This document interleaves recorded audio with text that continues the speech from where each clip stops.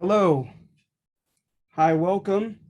Um, I'm very happy to have you. I'm a little disappointed though in the numbers. Hopefully that it's just a matter of Wednesday versus Monday. Yeah, we had obviously had the holiday, so we couldn't do it on Monday. Um, so let's see here. Get your names down.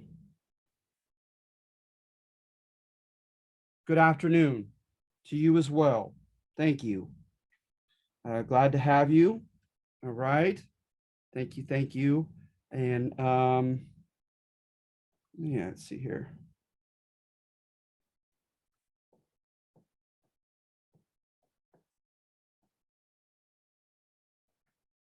All right. So now let's see if we can share. I've went to help and was able to do this like 3 times in a row. So I was going to say it better work this time. All right. So here we have our assignment. Okay. Turner's thesis on the West. Right. Okay. So Turner's thesis on the West is romantic. It's a romantic take on the far west of the United States because it contends that the far west helped renew and reestablish our identity as a country. And of course, that identity is a positive one in Turner's estimation. And that is it's one of equality of opportunity, right? Of economic equality of opportunity. And so how is that? Well, pretty simple is that you should find things in just a couple categories as you read through number one. One is you should find indiscriminate dangers, right? And obstacles.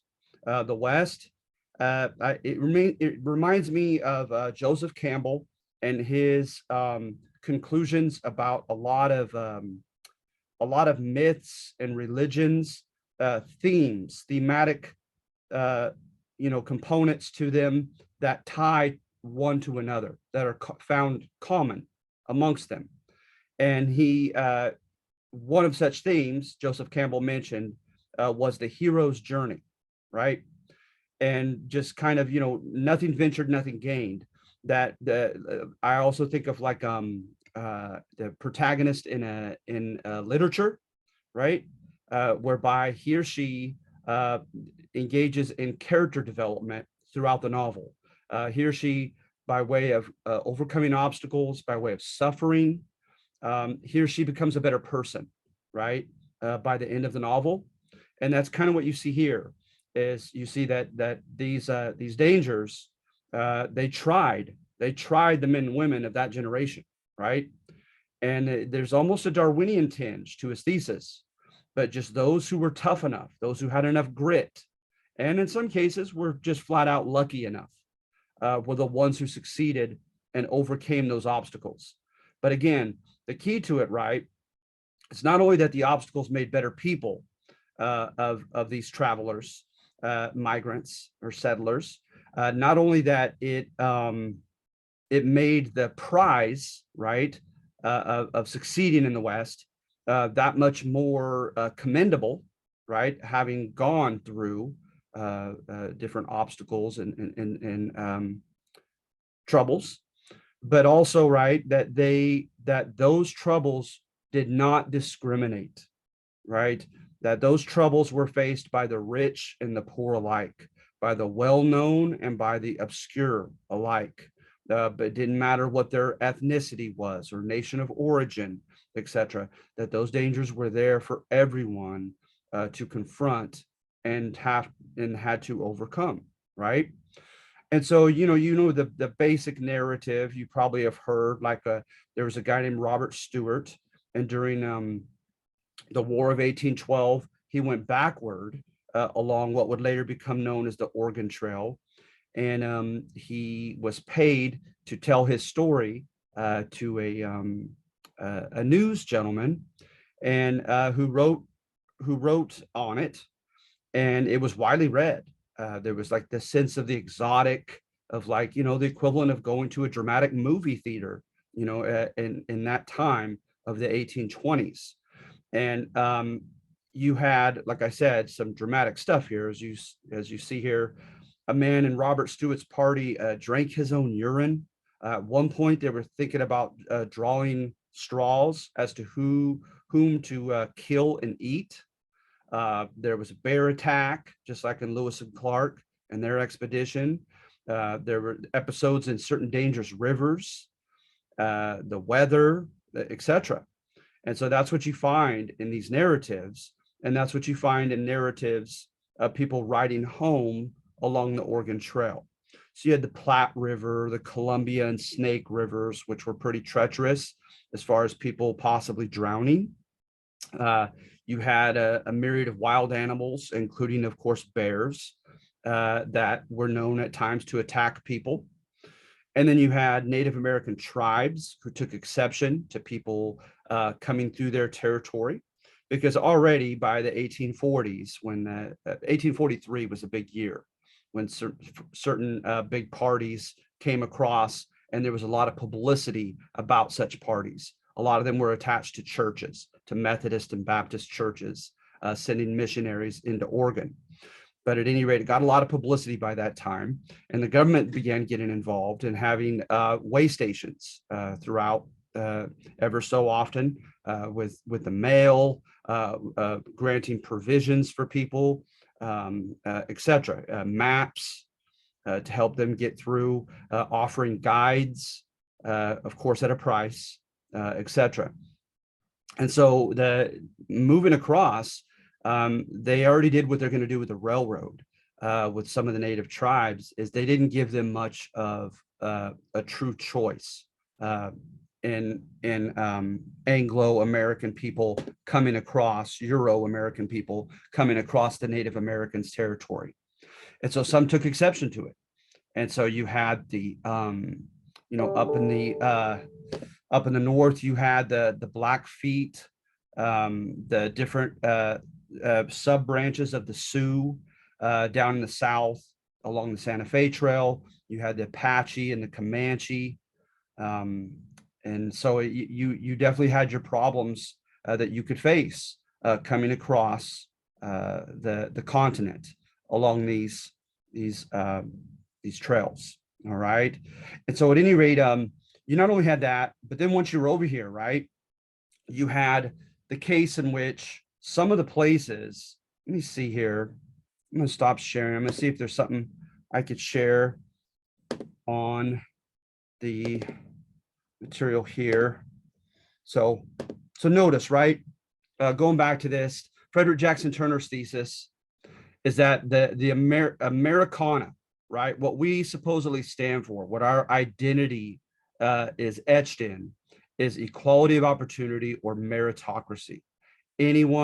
This country is open for whoever is tough, lucky, talented, and shrewd enough to make it, right? And so then there's like a sense of fairness to all of this, right? Undergirding all of it. And notice I have here relative equality of danger and equality of opportunity. All right. So yes, like you have here, you have the overland trails and the different parts to it that incurred danger going through all that land. I mean, look at that map. That's a vast territory to cross, as they're beginning in St. Louis or St. Joseph, around Missouri. That's a far trek across to California, Oregon, etc., New Mexico, wherever they were heading. And so also in light of that is you have relative anarchy in the West in certain parts of it. You see, like with the gold rush, right? James K. Polk did not follow the Northwest ordinances that were normally followed. The Northwest ordinances, right, made under our first failed government in your 101 class. It was a confederation that we tried, right? And it failed, obviously, because we're no longer under a confederation. But that's one lasting legacy of it, are the Northwest ordinances. They have a very methodical process that's to be followed when we purchase or conquer new territory, right? So they put everything into 6 uh, uh, square acre plots. So many of those in a city, so many in a county, so many of those in a state. They have a methodical process of putting out those after the land surveyors have surveyed it into such, putting them out for public auction to be sold. And within a certain number of those, like I said, with the city or county, they are to have a constable or sheriff and sheriff's department.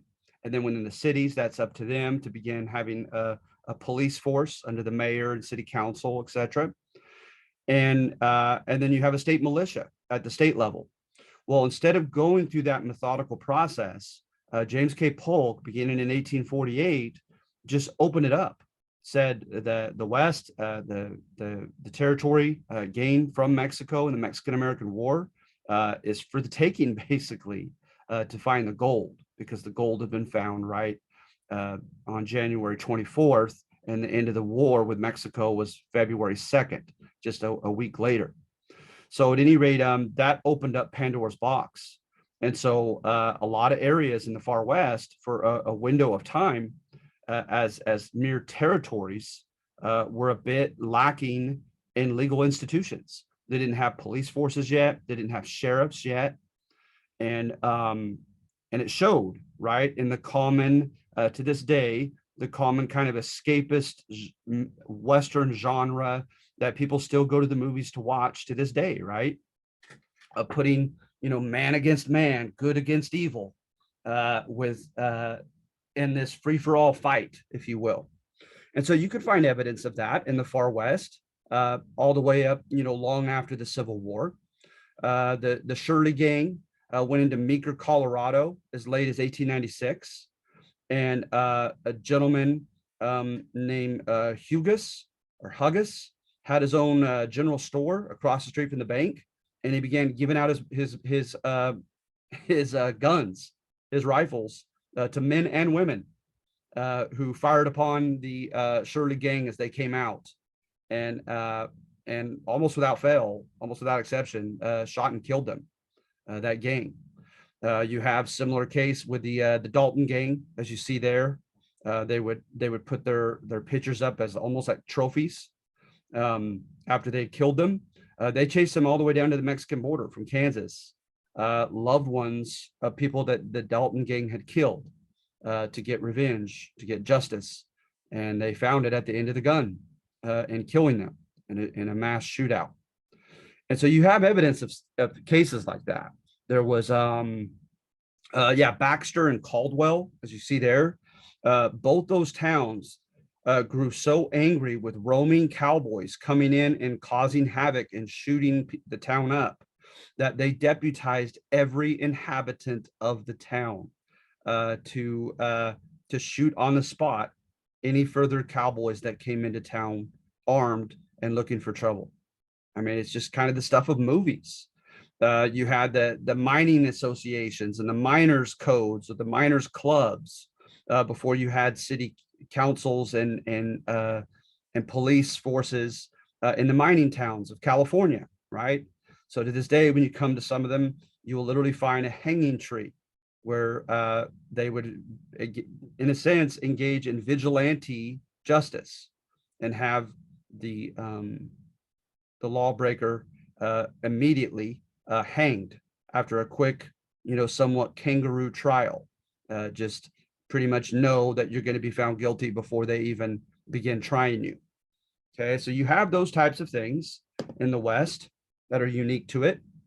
You also have cattle towns and mining towns in particular that that developed a reputation for lawlessness because, you had so many armed young men coming into one spot with not enough police force and security.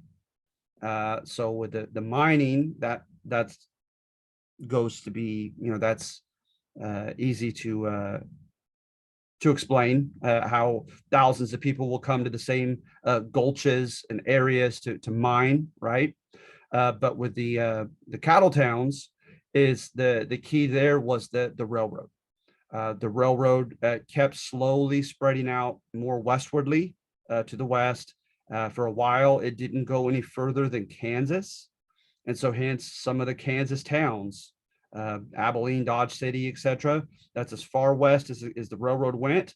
So that's where the cowboys went with their cattle. And at one time, you could get 70 something dollars for every single head of cattle that you brought. So there was a lot of good money to be made.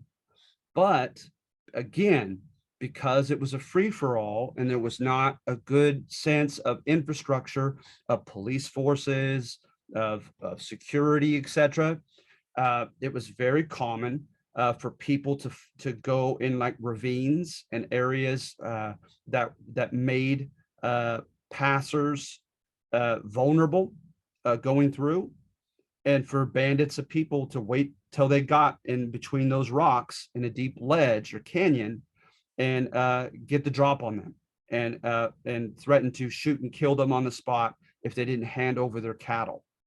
And so it was a dangerous business. And then once they got to the cattle towns, there were people who wanted to offer them multiple services that could make them money. And that transitions us to the equality of opportunity, right? So you have these dangers that supposedly everyone faces in the far west. And then you have opportunities. And what I had just mentioned constitutes the most kind of salient. It stands out the most in writings that coalesce with Turner's thesis, and that is entrepreneurial opportunities, some type of business transaction. So, for instance, some people created ferries and offered people a chance to be ferried across the dangerous rivers, but upon paying them a fee, right? Some people offered to carry mail for loved ones back to this town or that area at a cost, of course. I call it mining the miners, right? But same thing goes with the cowboys that are bringing their cattle to the cattle towns, is anything that might be of amusement to them. So a lot of them are young single men. So you have casinos with gambling, you have brothels with prostitutes, you have just a myriad of different services, restaurants, inns or hotels, etc. For the men to pay for your services. Cleaning their clothes was a big moneymaker.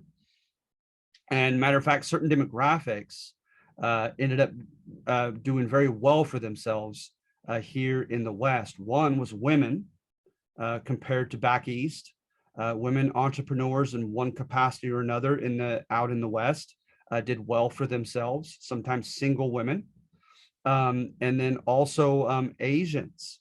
A lot of Asians were hired to build the Transcontinental Railroad, the Pacific theater of it from the West, from Sacramento.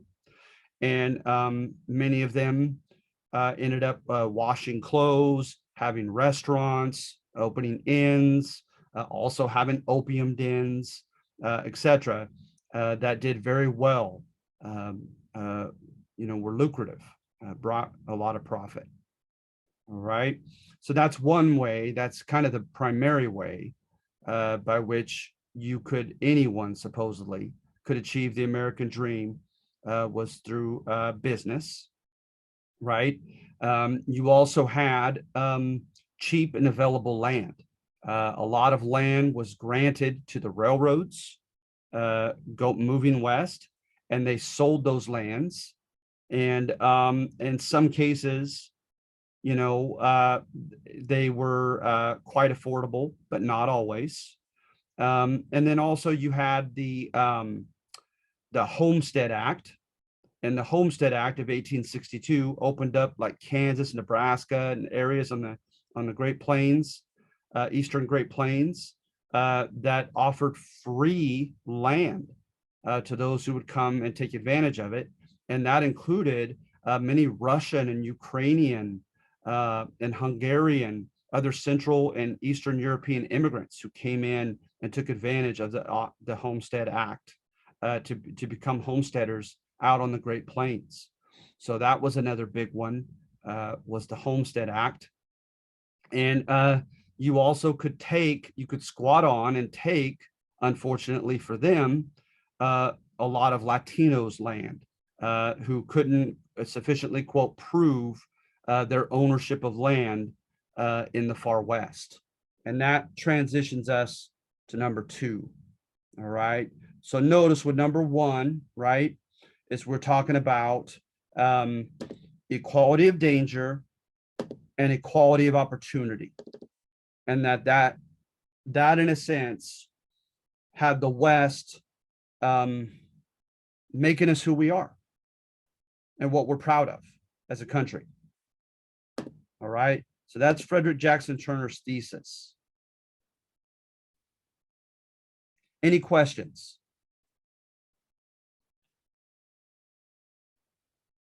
No. Okay, thank you. So let's see here. Make sure that, yeah, I have you here. Okay. Yeah, it just got pretty crazy. You see, that's John Wesley Hardin in the middle. He shot and killed 3 or 4 lawmen before one of them got him in a saloon. And of course, that's Billy the Kid. And with the Lincoln County Wars of New Mexico, you could see the fine, blurry line between the law and between good and evil, in the sense, because you have Mr. Murphy flexing his political muscle to take out economic rivals, using the law in a very unethical way.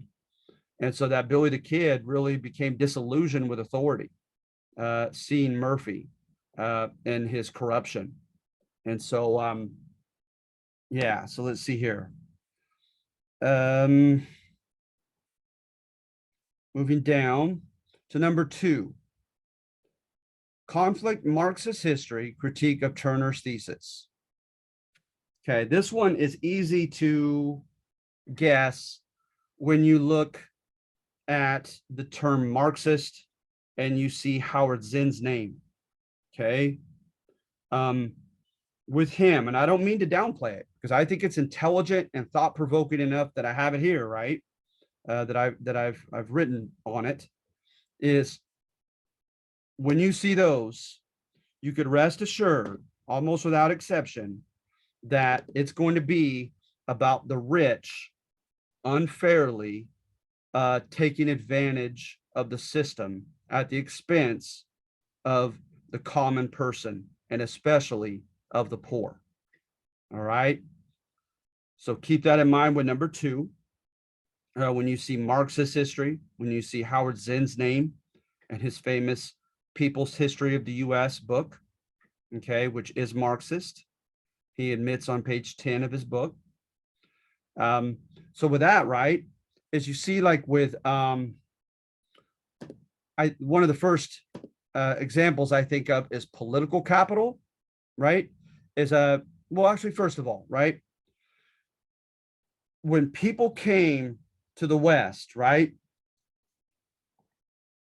if you wanted to be safer, you could hire guides, but it took money to hire guides, right? And you could have pretty much your own armed guard if you could afford it, heading into the West, right?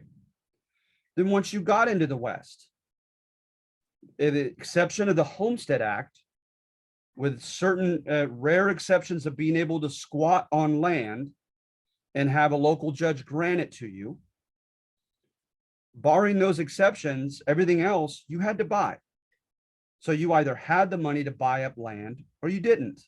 And if you had a lot of money, you could buy a lot of land, etc. Right? Then you had to have the political capital or the economic capital to either have the machinery to get deep down under the ground to get natural wells of water, or have the connections with some type of government to gain access to a river and be able to have like an aqueduct system of canals taking water from that river to irrigate your fields. Because there were a lot of people who freely received land on the Homestead Act, right? And then couldn't stay there because they couldn't get access to any water. So they had to literally give up and abandon the free land that had been given them out of necessity because of water. That simple. Okay. The rich had better opportunities to gain access to water and to use it in their agricultural pursuits. Then in mineral cases, right? Right off the bat, absolutely, you did have an opportunity to gain placer gold, superficial level gold.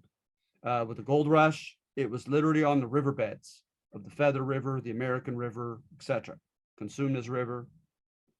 But once that was taken, right, then what happens? You have to have expensive machinery to extract it from deep within the veins of the caves, etc. The average person doesn't have that money, right?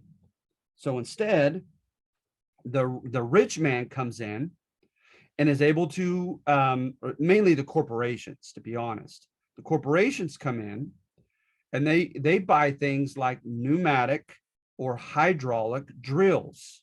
Those are air or water powered drills.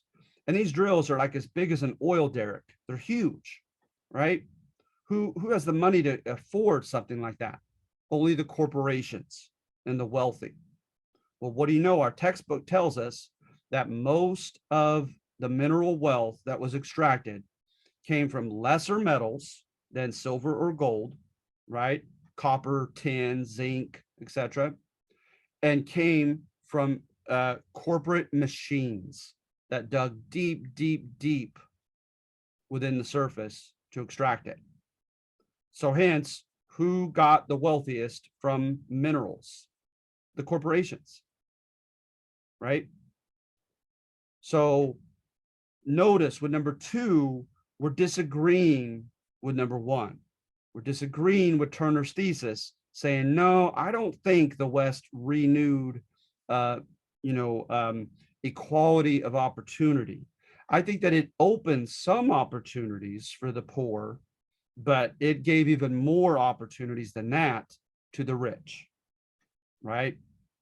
And so then, in addition to that, the wealthy in the 1870s could buy and use barbed wire. So not only with their farms, but with their ranches, right? And the Great Plains offered prior to the 1920s offered a very rich, nutrient-rich grass, natural grass that grew very highly on the plains and was just scrumptious and nutritious for animals, right? For cattle and for bison, etc. And so you could buy up a lot of that land on such land and then surround it with barbed wire and keep everybody else from being able to graze, have their animals graze upon it with your barbed wire fence. And so these big ranchers, these big farmers came in and began, Mr. Stillman, Mr. King in Texas, etc. They became big names for a reason. They bought millions of acres apiece, right, and kept everyone else off their lands. And so that's another example by which the wealthy did better, right? But then also political capital, right? So economic capital is obvious, right? It's money that you have to spend on, machinery, hiring workers, etc. Political capital is that you have connections to government to get economically things done, right? and you could flex that muscle. And of course, the main industry that you're probably already thinking of are the railroads, right? And Zinn makes it very clear. The railroads came in and they received millions of acres of land for free from the Congress. Okay. This goes back to Alexander Hamilton in your 101 class, where it says basically, right, is what's good for big business is good for America, basically, right? He didn't actually say that, but he believed that. I think that's a safe, encapsulation of him. And so, not only that, he thought when big business is engaging in a venture that brings about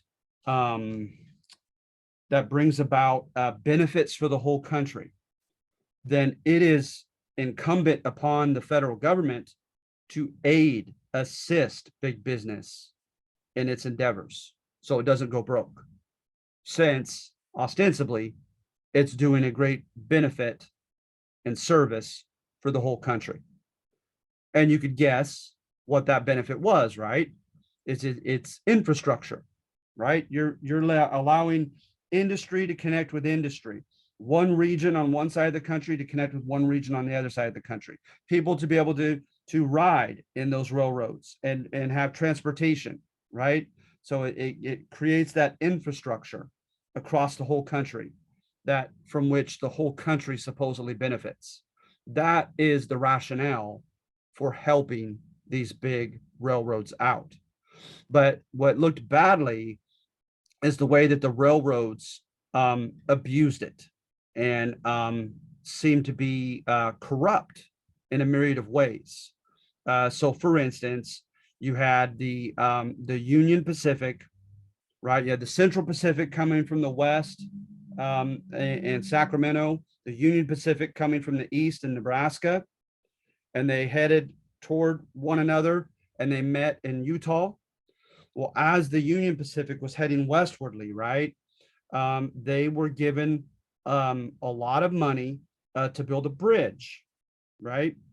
Well, they found a way to avoid building that bridge, and they made up a phony construction company, contended that they built that bridge, gave the money to that phony construction company, and of course kept the money for themselves, pocketed the money, right? And so it became a big scandal. And that's just one of multiple scandals that happened with the Central Pacific. Both were guilty of,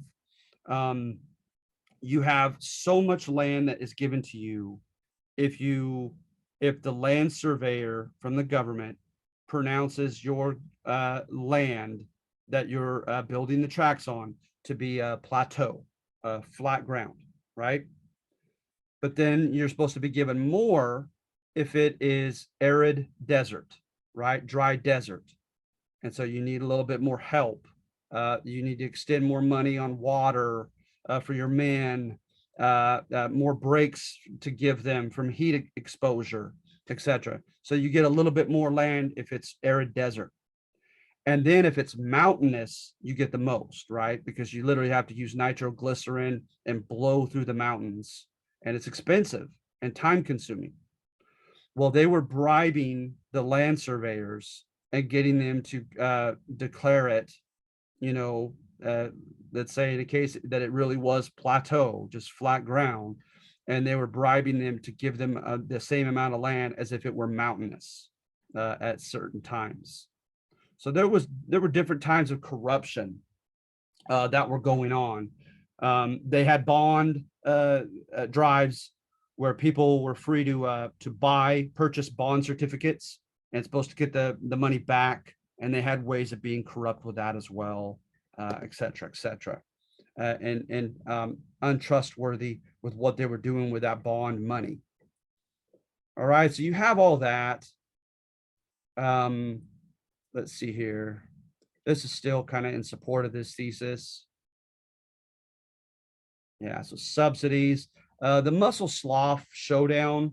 At Muscle Slough, you had poor migrants down in Southern California who had been granted squatters' rights to their land by a local judge. And when the Kansas and what was it, the Topeka, Kansas railroad came through to their area and said, okay, guys, get out. And they're like, what do you mean get out? We have a local judge's certificate stating that he's granted us squatters' rights to this land. And the Topeka, Kansas gentleman said, you don't anymore. It's trumped by your federal Congress's granting of this land to us. Our railroad's coming right through here, and we have granted to us all the land, a certain allotment on both sides of the tracks through it, through here. And so they hired a deputy and a marshal, the railroad did, to get the squatters off. They refused. They fired on the deputy and marshal, and they had like a battle, a full-blown battle, until they were able to, by force, kick those squatters off their newly granted land because the railroad just could flex a bigger muscle. Okay. So at any rate, yeah, and you see like with the big cattle ranches and the corporate farmers, you had the mechanical reaper, thresher, the harvester, combine.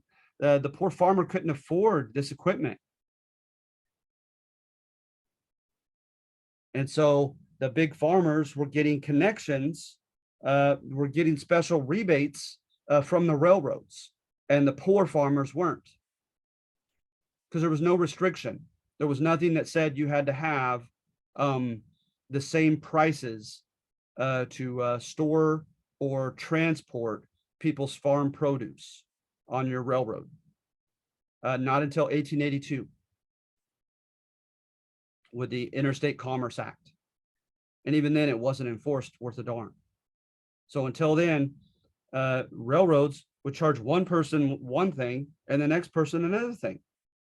And of course, you know, why would they give rebates to the big guys?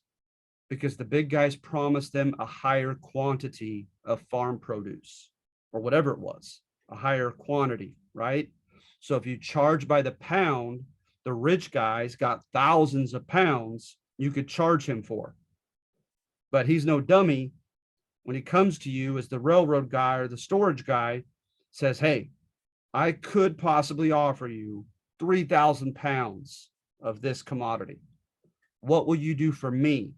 Because otherwise I'll go to some other railroad instead.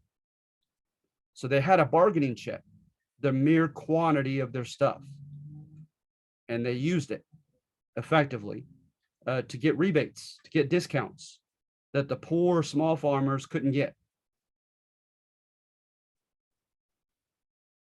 All right.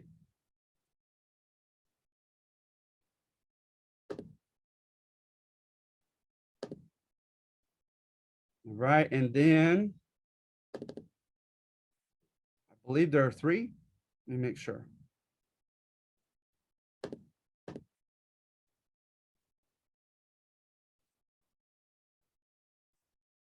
Then number three.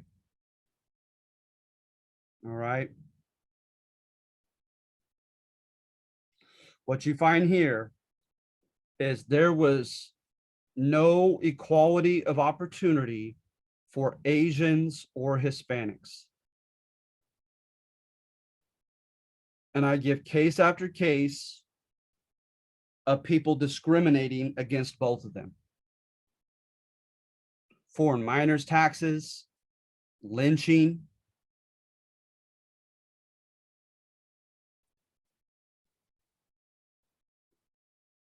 get into the exploitation of the Asian laborers on the Transcontinental Railroad. And by the way, between 11 and 1,400 Chinese immigrant laborers died building the Transcontinental Railroad. That's crazy. And notice with the Chinese, the irony, right, is that the Chinese immigrants were stealing white men's jobs, right? Because of their good reputation as being industrious, efficient, and docile, right?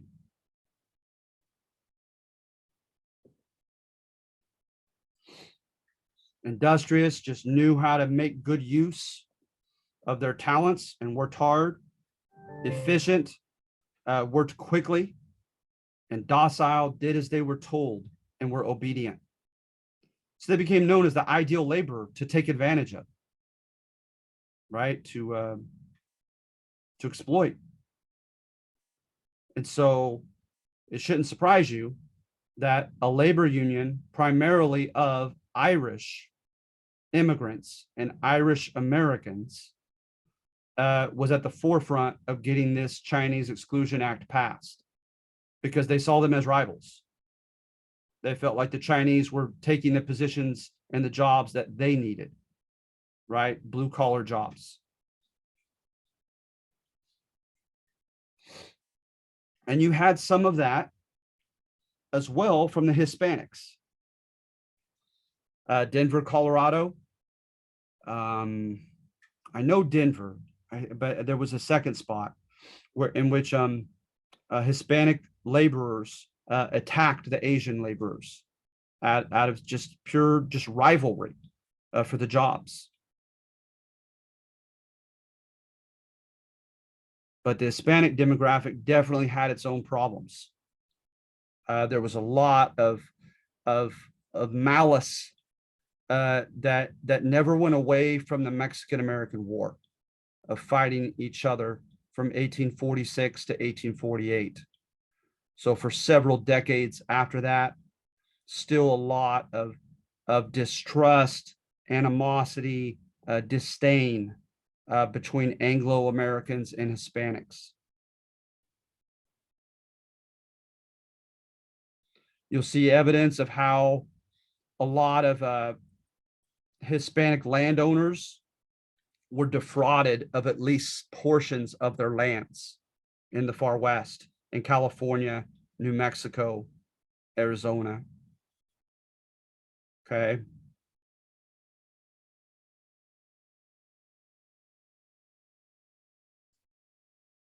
You see how they were kind of stigmatized as being laborers and nothing more. So that they were almost never, there became a glass ceiling. There never needed to be a law, but they just simply didn't promote their Hispanic workers. So they became kind of pigeonholed into Marx's proletariat, the manual labor oriented part of the population. Mining, railroad work, agricultural work, the service industry like cooks, cleaners, etc.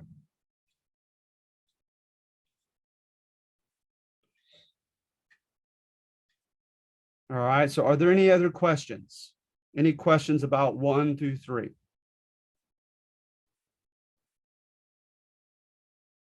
So you notice number 1 is romantic, says that we are a special country.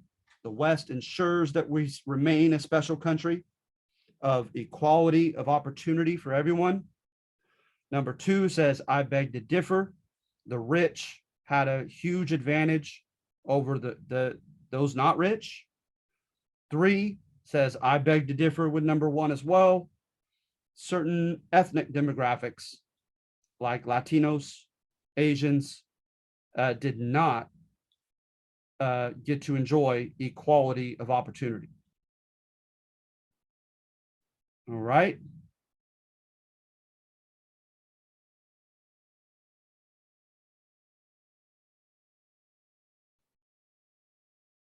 Okay, so you guys feel okay? You guys feel okay about this?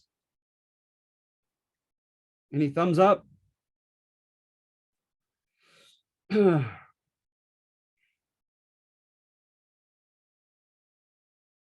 If not, just let me know. Let me know what else you'd like me to talk about.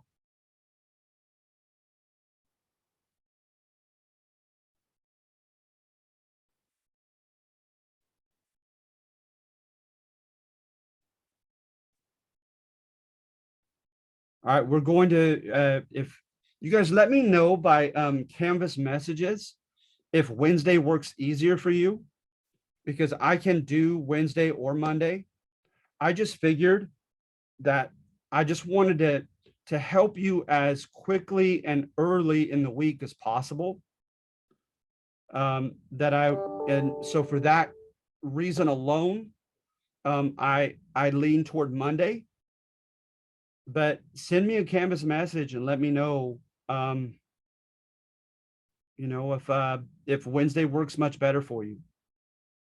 But until then, let's go ahead and plan on meeting as usual, as planned on the syllabus on Monday. But like I said, if I get several messages, then I'll send out an announcement saying that we're changing it to Wednesday. But until then, I'll keep it on Monday. So you guys have good luck with this, okay?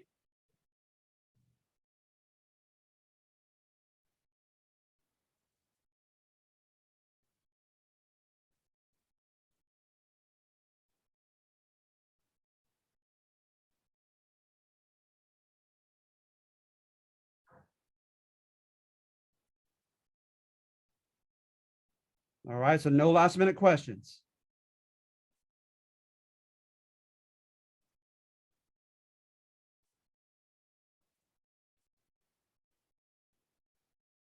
All right, I'm gonna let you go then, okay?